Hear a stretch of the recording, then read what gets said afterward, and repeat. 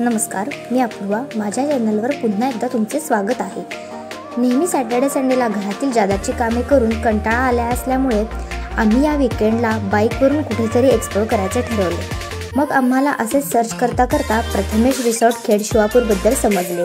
त्यानंतर बुकिंग करून आम्ही सॅटर्डेला सकाळी 9 वाजता प्रवासाला सुरुवात केली. बाईकवरून जाणार असल्यामुळे पूर्ण सेफ्टी बाळगली होती. हायवेला लागून खेड शिवापूरचा टोलनाका क्रॉस करून कच्च्या रस्त्याला लागलो. तोच गावाकडे आल्याचा फील आला. गावाकडच्या मातीचा एक वेगळा सुगंध येतो, नाही का? दुतर्फा मस्त हिरवीगार झाडी, शेती आणि शेतातील मस्त घरे बघत आणि बैलगाडीच्या घंटीचा आवाज ऐकत आम्ही पोचलो प्रथमेश रिसॉर्ट खेड शिवापूर येथे. हे रिसॉर्ट पुण्यापासून 35 किलोमीटरवर आहे. त्याचा चेक इन टाईम काय आहे, चेकआउट टाईम काय आहे, त्यानंतर इथे राहायची सोय कशी आहे, त्याचे रेट काय आहेत, हे मी पुढे सांगणारच आहे. त्यासाठी व्हिडिओ शेवटपर्यंत नक्की पहा.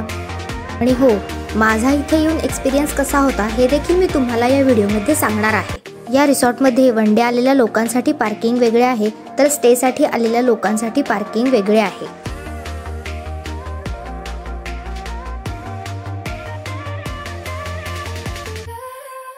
चला तर मग बघूया आतून हे रिसॉर्ट कसे आहे. एंट्री केल्या केल्या प्रथमेश रिसॉर्टचा बोर्ड दिसतो. त्यानंतर पुढे गेल्यानंतर आम्ही रिसेप्शन काउंटरकडे गेलो. रिसेप्शन ऑफिसमध्ये जाऊन चेक इन फॉर्मॅलिटीज कंप्लीट केल्या. फॉर्मॅलिटी कंप्लीट झाल्यानंतर त्यांनी आम्हाला रूमची चावी दिली आणि त्यानंतर एक बँड देखील दिला.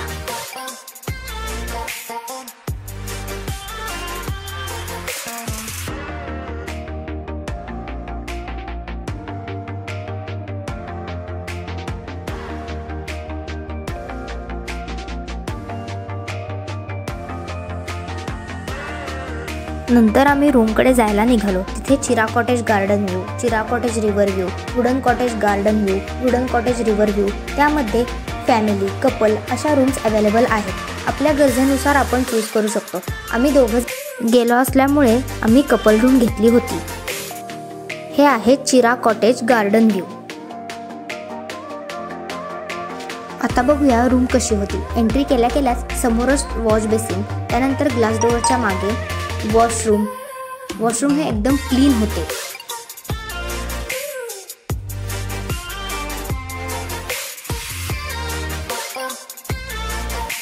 एंट्रीच्या राईट हँड साईडला वॉल माउंट टीव्ही टेबल दिलेले आहेत. त्यानंतर छोटे 2 स्टूल देखील दिलेले आहेत.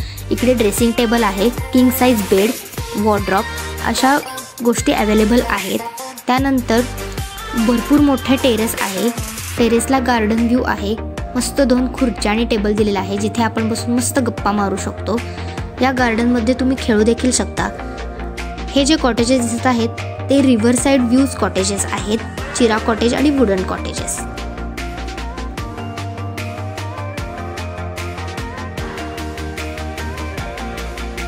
या 2 मोठ्या फॅमिलीसाठीच रूम आहेत.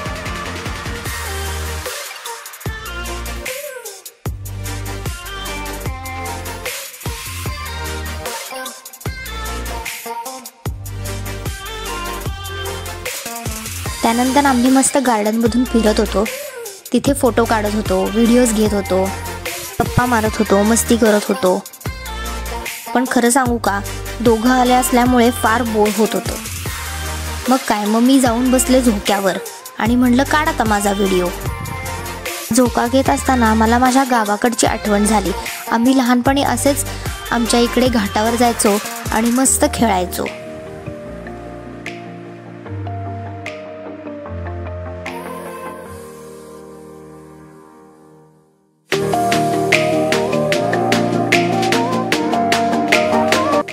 त्यानंतर आम्ही फिरत फिरत पोचलो या लॉनमध्ये.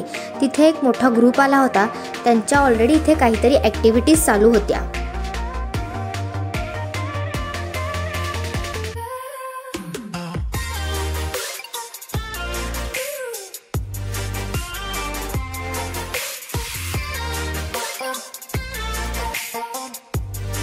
नंतर मस्त गार्डन सगळं फिरून झाल्यानंतर आम्ही पोचलो ॲक्टिव्हिटी एरियामध्ये. इथे 40+ आउटडोअर आणि इनडोअर ॲक्टिव्हिटीज आहेत, ज्यामध्ये झिपलाईन, रोप क्लाइम्बिंग अशा बऱ्याच ॲक्टिव्हिटीज आहेत. काही ॲक्टिव्हिटीज पेड देखील आहेत.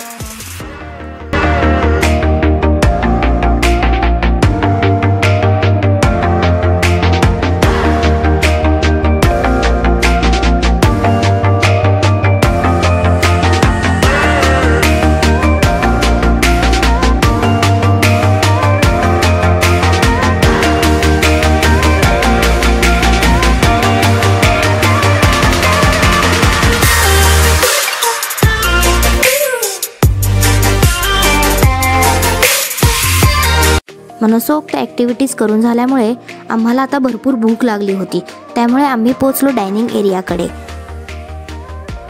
इथे 1 ते 2:30 असे लंच अवेलेबल आहे।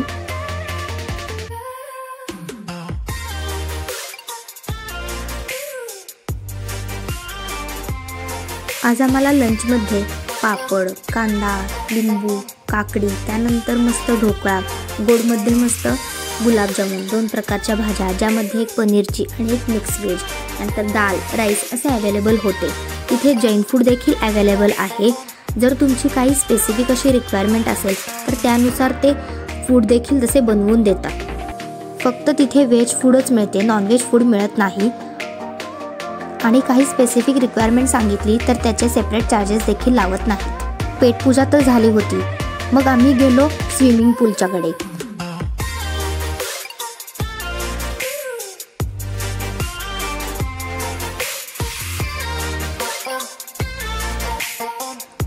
वॉटर ॲक्टिव्हिटीजमध्ये त्यांनी आर्टिफिशियल वॉटरफॉल केलेला आहे, रेन डान्स देखील आहे तिथे।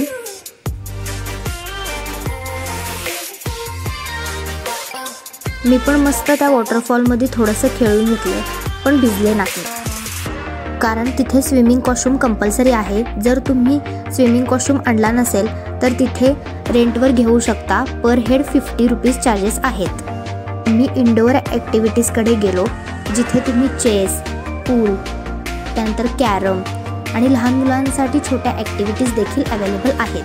त्यानंतर रूमवर जाऊन मस्त थोडासा आराम करून 5:30च्या दरम्यान हाय टी विथ स्नॅक्ससाठी पोचलो। त्यानंतर मस्त थोडंसं इकडे तिकडे फिरूया म्हणून डायनिंगच्या बॅक साईडला गेलो, तर तिथे त्यांचे अजून काही नवीन कन्स्ट्रक्शन चालू आहे।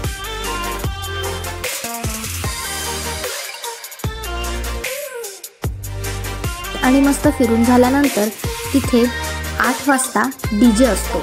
मग काय, आम्ही पोचलो DJ नाईटला, मस्त नाचलो आणि त्यानंतर भरपूर भूक लागली असल्यामुळे रात्री जेवणासाठी डायनिंग हॉलकडे गेलो। रात्रीच्या जेवणात टोमॅटो सूप, फ्रूट सॅलेड, 2 प्रकारच्या भाज्या आणि मस्त दाल खिचडी होती।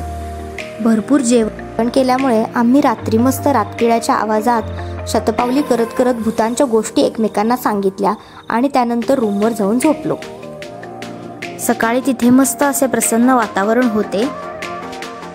मोकळी हवा घेत आणि हिरवीगार झाडी बघत आम्ही पोचलो डायनिंग एरियाकडे।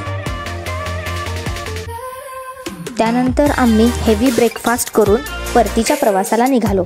आज आम्हाला ब्रेकफास्टमध्ये उपीट, पोहे, मिसळ, त्यानंतर ब्रेड बटर, ब्रेड जाम, चहा, कॉफी असा होते।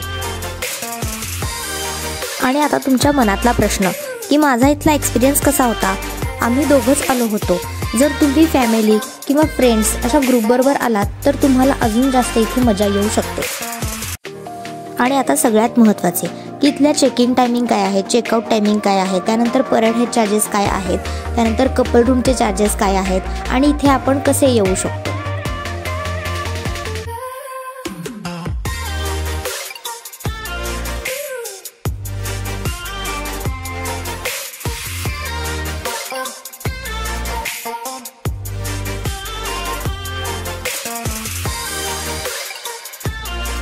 अशाच नवीन व्हिडिओसाठी माझ्या चॅनलला सबस्क्राईब करा।